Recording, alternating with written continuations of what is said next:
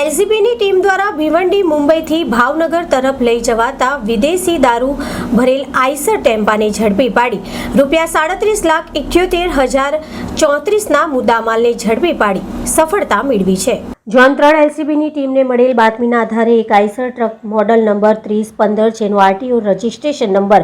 MH12SX4725નો ચાલક ભિવંડી મુંબઈથી ઇંગ્લિશ દારૂનો જથ્થો ભરી રવાના થયેલ છે અને ભાવનગર તરફ જઈ રહ્યો હોવાની હકીકતના આધારે માહિતીવાળી જગ્યાએ વાઘોડિયા બ્રિજ નજીક આવેલા ઇન્સ્ટર્ન આર્કેડ કોમ્પ્લેક્સની સામેના ભાગે રોડ પર વોચ ગોઠવી ટ્રક આવતા ટ્રકને કોર્ડન કરી ચેક કરતા તેમાંથી ભારતીય બનાવટના ઇંગ્લિશનો દારૂનો જથ્થો મળી આવ્યો હતો।